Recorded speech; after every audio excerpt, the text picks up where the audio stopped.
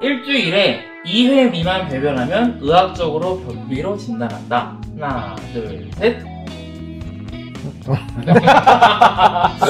네, 변비는 정의로 따지면은 주 2회 미만의 횟수를 변비의 기준으로 나누기도 하고, 변을 총 보는 양 150g 미만일 때도 우리가 변비라고 얘기를 합니다. 근데 그거는 횟수나 양만으로 표현을 하는 건데, 좀 더 넓은 큰 의미의 변비를 봤을 때는 내가 화장실에 갔을 때 앉아있는 시간이 길어지고, 또는 변을 보려고 힘을 주는 시간도 길어지고, 뭐 이런 식으로 배변 활동에 장애가 온 상황을 넓은 큰 의미의 변비로 생각하는 게 환자분들을 진료하고 치료해 드리는데 조금 더 도움이 될 것 같습니다. 항생제 복용 후 설사는 장내 미생물 불균형 때문이다. 하나, 둘, 셋. 뭐 우리 몸에 좋은 균들도 있을 수 있고 나쁜 균들도 있을 수 있는데, 그 항생제가 그걸 다 구분하지 않고 장 안에 있는 모든 미생물들을 동시에 다 제거할 수 있기 때문에, 그렇게 되면 좋은 유익한 뭐 유산균들을 포함한 그런 미생물들 다 같이 없어질 수 있고, 그렇게 되면 마찬가지로 장 안에 좋은 형태의 변을 만들 수 있는 균들이 없어지니까 설사가 나타난다고 볼 수 있고요. 그 아예 나쁜 균들이 자라기 좋은 환경이 되면서 다른 뭐 위막성 장염이라고 하는 그런 대장염이 있는데, 그런 경우에도 설사랑 이제 약간 이른변이 동반되면서 나타나거든요. 근데 그거는 특정한 항생제를 지속적으로 사용했을 때 장 안에 어떤 나쁜 균들이 더 많이 자라게 돼서 생기기도 합니다. 결과적으로 항생제를 장기 복용하거나 또 유산균이랑 같이 사용하지 않고 항생제만 썼을 때는 단기적으로나 그런 설사가 생길 수가 있습니다. 혈변이 나와도 치질이 있으면 걱정하지 않아도 된다. 하나, 둘, 셋. 혈변의 가장 흔한 이유는 치질이 맞습니다. 치질이나 치열 같은 항문 주변의 질환에 의해서 항문 출혈이 가장 많이 있을 수 있는 건 맞는데, 치질과 동반되어 있는 다른 대장의 질환이 있을 수도 있기 때문에 혈변이 있으면은 치질이 있더라도 항상 대장에 다른 출혈을 유발할 수 있는 염증이나 또는 용종 같은 것들이 있는지를 꼭 확인해 보시는 게 좋을 것 같습니다. 과민성 대장 증후 환자는 저포도날 식이요법이 효과적이다. 하나, 둘, 셋. 과민성 대장 증후군이 그 원인이 완벽하게 다 이제 밝혀진 상태도 아니고, 이제 어떻게 했을 때 이 사람이 좋아진다라는 게 통계로 이제 나와 있는 시기인데, 어떤 식품을 먹느냐가 되게 중요한 원인 중에 하나가 되긴 하거든요. 저포도막 다이어트라고 해서 과당을 많이 좀 줄이고, 그걸 통해서 장에 불필요한 가스가 생기지 않도록 이제 식단을 조절하는 건데, 그게 좀 은근히 좀 환자분 입장에서는 좀 외울 것도 좀 많아요. 그래서 그 인터넷에 조회를 하면 일반적으로 뭐 과일 같은 거는 사과, 복숭아 이런 것들이 해당이 되고, 뭐 마늘이나 양배추 같은 것도 해당되고, 그 자일리톨이나 이런 감미료 들어가는 것도 해당이 되거든요.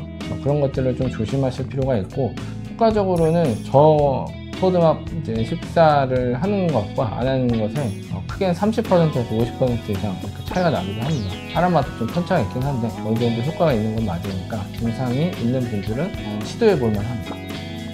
변비약 중 자극성 하제는 장기 복용 시 보존성이 생길 수도 있다. 하나, 셋. 변비약에는 두 가지 종류가 있는데, 자극성 하제를 자꾸 쓰게 되면 장내 신경총에 손상을 받게 돼서 효과가 점점 없어져요. 이제 변비약을 자꾸 먹어도 변비약에 대한 효과가 더뎌지게 되고 효과가 없어지게 되니까, 환자분들은 계속 그런 약을, 변을 빨리 볼 수 있는 자극성 하제를 계속 원하게 되고, 그러면서 약간의 의존 경향이 생길 수 있습니다. 우선은 변비약을 가장 이제 효율적으로 쓰는 데에서는, 정말 증상이 심할 때는 당연히 자극성 하제를 쓸 수 있지만, 가능하면 삼투성 하제라고 해서 장 자체 신경통에 부담을 주지 않는 변비약을 먼저 선택을 하시는 게 더 좋을 것 같다는 생각이 듭니다. 장내 미생물 다양성이 높을수록 면역력이 강해진다. 하나, 둘, 셋. 이건 맞는 말이기도 한데, 이게 지금까지는 어떤 이제 장내 미생물들이 완벽하게 좋은지가 다 이제 밝혀진 게 아니고, 종류도 정말 다양하긴 한데, 그게 완전히 다 밝혀지게 되면 그렇게 얘기할 수는 있을 것 같아요. 현재 상황에서는 어떤 특정한 이제 소수의 미생물들만 많이 존재할 때는 당연히 안 좋은 건 맞거든요. 근데 나쁜 것들도 다양하게 존재할 수 있기 때문에 검사나 이제 데이터가 좀 더 축적되면 이렇게 말할 수는 있을 것 같아요. 일단은 식이섬유 같은 걸 먹더라도 되게 다양한 식이섬유를 섭취해주는 게 결국엔 다양한 이제 미생물들을 자랄 수 있게 하는 기본은 되거든요. 그래서 그런 걸 감안하면 어느 정도는 맞는데 완벽하게 검증되지는 않았다. 다양하게 미생물을 장내 세균총을 유지하기 위해서는 다양한 채소들을 가리지 않고 섭취하는 게 중요할 것 같습니다. 급성 설사 시 기사제를 바로 복용하는 게 좋다. 하나, 둘, 셋.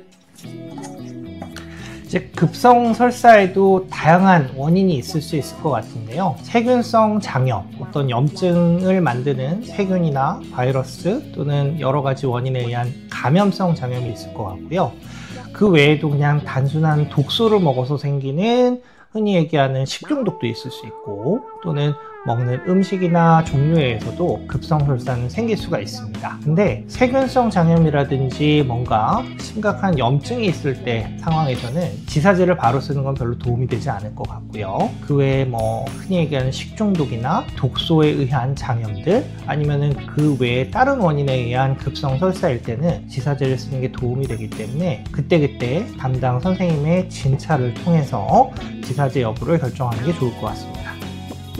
전 굵기가 갑자기 가늘어지면 대장암을 의심해야 한다. 하나, 둘, 셋.